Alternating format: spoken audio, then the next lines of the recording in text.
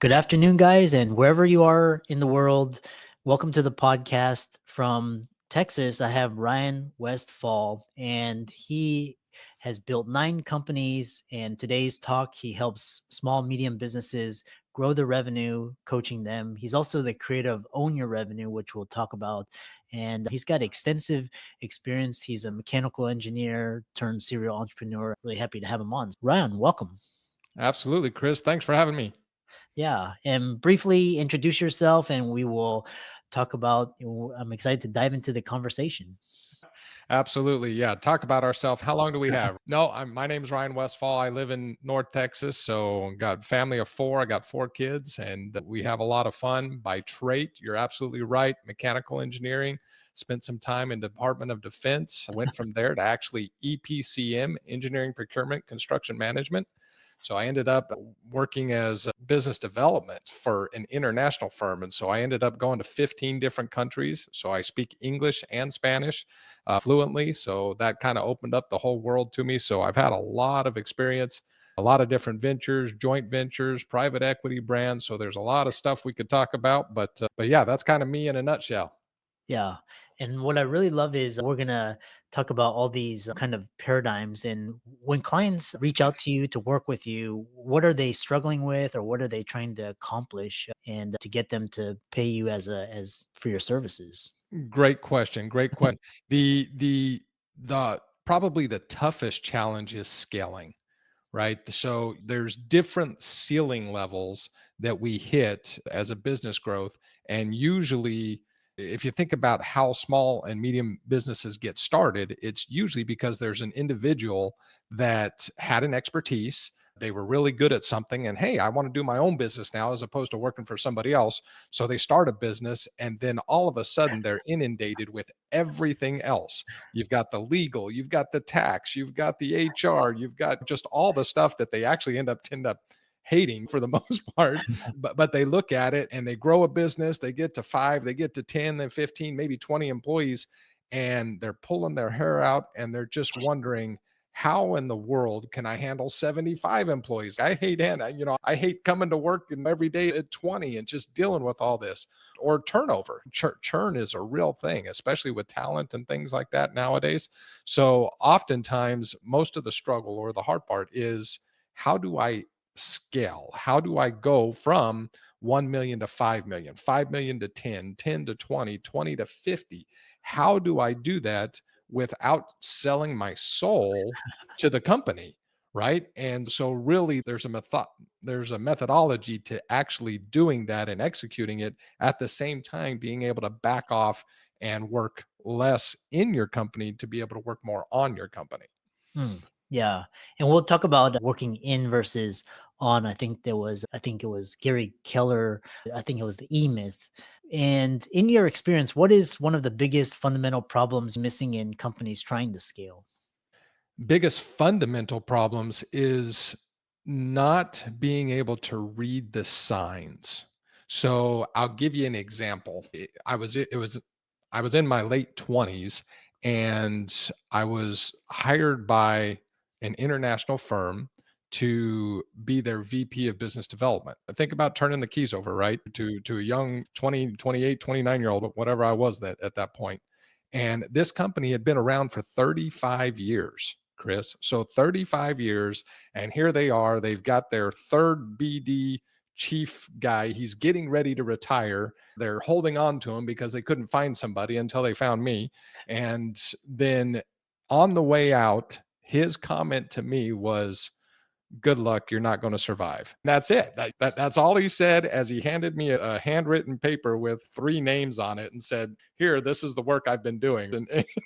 But that's when you talk about fundamental things, it's being able to recognize certain patterns in business. So from that company, yeah, not only did we survive, but I tripled the size of that company within the next 2 years. And this was a company that had an extremely long gestation time. So average time from proposal to award was about 13 months, just very long churn, but still we were able to do it. But I would say one of the biggest issues is being able to see and recognize certain patterns. So when I talk about those world, I've traveled in 15 different countries. That was part of my responsibility, was going in and auditing and evaluating facilities. And so as I would go in, I would see pattern after pattern. And when you can really come back and start pulling pattern recognition in together, think about AI. We love the, for whatever reason, we always love talking about AI. Me particularly, I don't know, but we love talking about AI as a society. And pattern recognition is a huge key to AI when you think about it, right? It's recognizing patterns, it's pulling down patterns, it's making it simpler for us. But this is the stuff that AI really can't do. So it's recognizing the patterns with your people, it's recognizing patterns within your own business. And that's what I would say is probably one of the fundamental reasons as to why there's that struggle to scaling. Interesting. And so, what is the difference what are the symptoms with business owners working in the business versus working on, and how should owners change their mindset so that they're working on versus working in the business?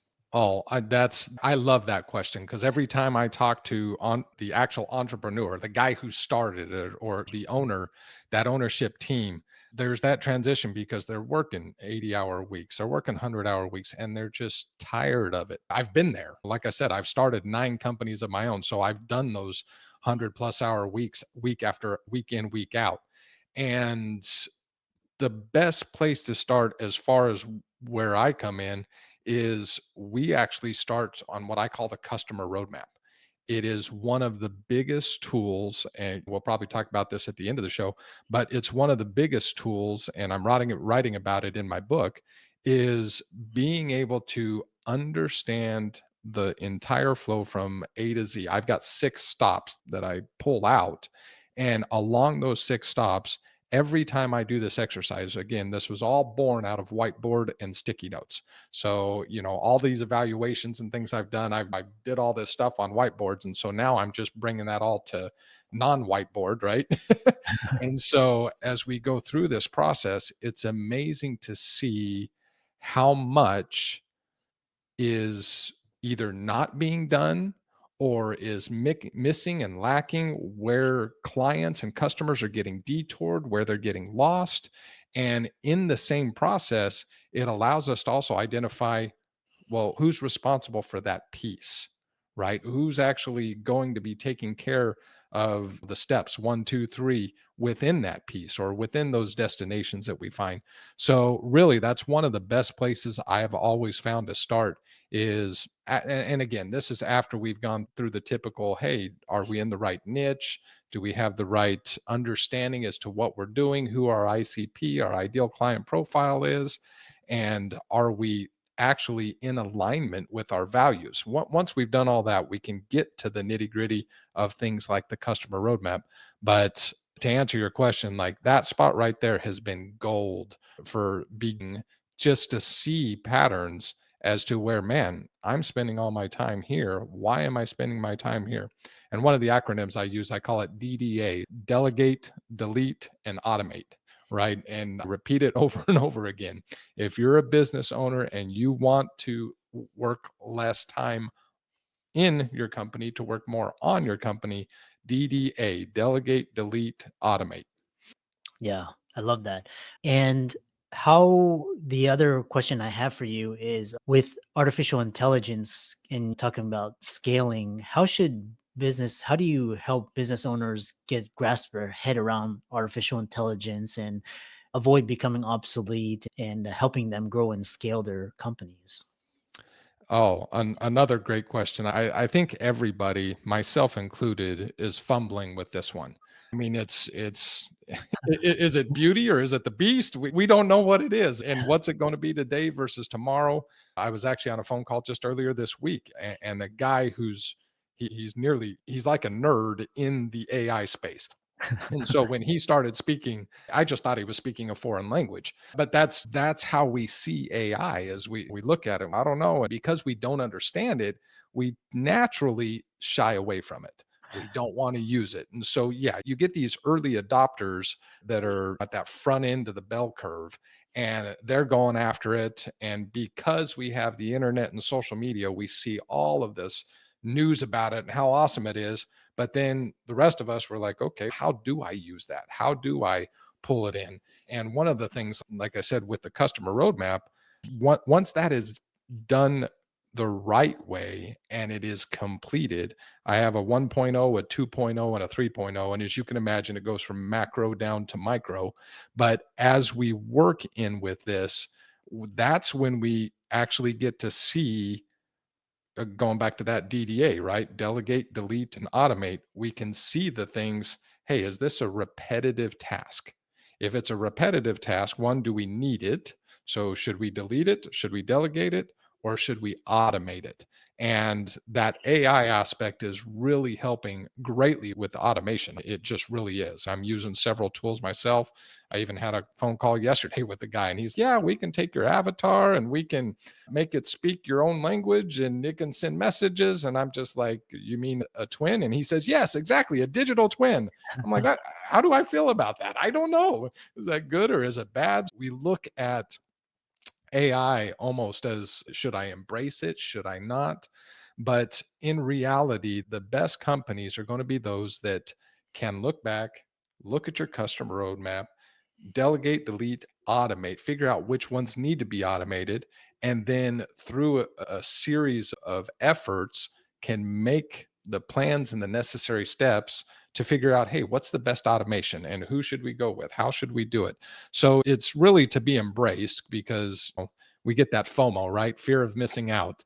And AI is definitely one of those topics that generates a lot of FOMO. Yeah. We'll switch gears a little bit and talk about your works and how you help clients. Talk about revenue on repeat and how to grow your revenue, and you have a own your revenue program. So talk about that and how it's designed for small and mid-sized business owners. Absolutely. My target, my ICP, my ideal client profile is that small business. They might have 5 people, they might have 20 people. Usually, once I get up to about 150, 200, it starts tapping out to the corporate life. And at that point, they tend to not listen to small guys like me, right? Small businesses that either producing, so they might manufacture something, they're producing a product, as well as service providers. So SMBs that are providing a service, they might have teams, they might have individuals that run around in trucks and provide different services. I've got several clients that are in the financial industry. So there's a number of places. If you've got processes where you're providing a product, where you're maybe even using suppliers to supply yourself so that you can then either turn it into your product to your customers, whether you're providing that service, those are the areas where the own your revenue process is designed out of. That's where it was born out of. Like I said, it was literally born out of giant whiteboards and hundreds of sticky notes. And I use that process. I'm actually in the process, like I said, I'm writing my book and I'm even automating that process, turning it into an app at the moment.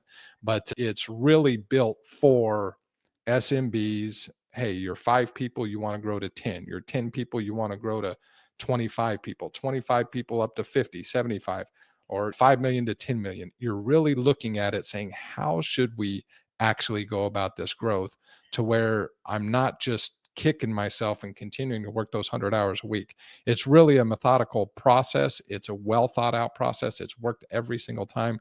Right now, this year, heck, we're May 1st. Right now, all of the people who joined just in the last 3 months or maybe 4 months now, right now, between all of them, we're averaging a 182% monthly increase. So really, the patterns are bringing forth a whole bunch of stuff, and companies are looking at it saying, I didn't know that. I didn't see it. I didn't recognize it.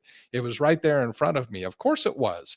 That's what Own Your Revenue process is meant and designed to do. It's to help bring that out so that you can see those patterns and then act upon those. Interesting. And along the same lines, a lot of what's your USP? Because you have this product, but you're a growth coach, and so how do you distinguish yourself from other coaches that help SMBs to grow? And what's your distinguishing factor? One of the distinguishing factors, like I said, as a mechanical engineer as a guy who's been in the field, I've led the construction management, I've operated the equipment, I've blown things up in missile defense. I've done excuse me. I've done and executed those things in the field, so I know what it's like. I've shown up to audits and facilities where, heck, they only had 75 people, but they had a bank of 5,000 SOPs. How do you deal with that? And so I've been there and I've done that. One of my clients, they were telling me this. He says, "I can find a ton of people at the beginning, which means I can find the people that want to help me get leads. I can find the people that want to help me market or get out and build my website and throw my ads out." He says, then I can find a bunch of people that at the end, they want to help me sell my company because they want to take a commission on it.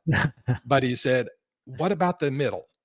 That middle piece. He says, I want someone that can know how to roll up their sleeves, get dirty, get in the muck, address the hard questions, like really ask the hard questions. Chris, I 2 months ago, I had a guy on. I had him in tears, not purposefully, but he was in tears, but at the same time, he was just so grateful that someone was asking him the hard questions. And I used the phrase, I said, if it's not strong enough to challenge you, it'll never have the power to change you. Mm, And so, when you say what differentiates me is the fact that I go into those weeds. I go into the middle of your company, not just the beginning, not just the end. Of course, we talk about that. We talk about you as an individual, but we go into the weeds. And those patterns are brought out of the weeds, and then you can use them over and over again. So whether you're 10 people, whether you're 40 people, whether you're 100 people, the process works the same. In fact, it even works better the more you get. But that would be a huge distinguishing factor. interesting. The other thing in your Own Your Revenue program is structuring your business for real change and emphasizing accountability. And you also talk about accounting for non-negotiables, niche, and values. So touch on that. Yeah, at the very beginning, those are all aspects those are foundational pieces, and you have to have your foundational pieces. I hate it when I run into an entrepreneur, an owner that doesn't like his job anymore. Well, you're the one that created the business. Yeah, but I just don't like it. I had a landscaper, 11 years in business, and he just says, I'm tired. I don't like this. I'm dealing with this and I'm dealing with this. I'm like, you're dealing with all the things that, again, we can solve that, but if those were solved, would you enjoy your business? He said, oh yeah, absolutely, I'd be back to designing and doing the things that I love doing. Okay, let's do that. And so when you have alignment with your niche, with your values, making sure that your non-negotiables are in place, that things like your customer roadmap are written out. I've been running a survey for the last 5 months, and the bulk, I think I'm about 20% of businesses actually have it written out. So nobody writes it down. Nobody takes the time. Of course, you're not going to be able to perfect it. You're not going to be able to recognize it if you don't even have it written down. So those aspects are absolutely foundational. And so that's why I always start there. But the business, you can't separate the owner from the business. Business was born from that owner, and you can't improve the business without improving the owner, or vice versa. So it's going to have a reciprocating effect on both. So you have to address those. You can't negate those. Yeah. I think there was a really great quote is the number one choke point in any business is the owner. And so talk about how the highest altitude leaders, the most successful SMB leaders think differently. High altitude thinkers. The way that you get there, I'm just going to use that imagery of high altitude. If you're hopping in a helicopter or whether you're climbing the mountain yourself, there's going to be processes, there's going to be steps that you have to take to get to high altitude. And if you don't have the helicopter, you're definitely not getting there by flying. And if you're not conditioned enough or know the route up a steep incline, you're definitely not going to get there. So, most of the time, I have found that, again, the business was started because the individual knew and had a certain desire and a specialty about something. It's either they had that expertise, or they're coming from the financial side and they're just highly invested into it from a money perspective, and they rely on the other people that have the expertise. But if you don't know and you don't have the processes to actually step into and climb that mountain to get to that altitude point, then you'll never ever be able to look back and see, okay, this is what we should do. This is how we should act there. I've got, like I said, that customer roadmap is an extremely valuable tool. I also, that feeds into another program I call Pep Slim. So it allows us to actually take all of the things that we find within our patterns of the customer roadmap and start putting them into those 7 different areas: the people, the equipment, the processes, the leadership, the inventory, the money, the strategy. We categorize all these, and then from there the owner is able to see, wow, I didn't know I had this gap over here, or I didn't know we were over focused over here. So it's really a system that helps the mental playbook as much as the actual playbook for any owner in any business. Yeah. How can people connect with you and reach out to you if they were inspired by listening or viewing this and work with you? Absolutely. Right now, and I believe we may have a link available there on this, right, 537bd.com. That's my website. So there's Calendly links, there's signups for my book. That's one of the things right now. Anybody that pre-registers for my book, they're going to get a free copy, digital copy when it comes out, as well as a free course. I put together a course specifically on this Roadmap 1.0. So they can reach me there, and as well as LinkedIn. LinkedIn is probably the number one way, or just send me an email. Excellent. I really enjoyed this conversation and really valuable nuggets. And thanks so much for coming on. Absolutely. I appreciate it, Chris. Thank you so much, sir.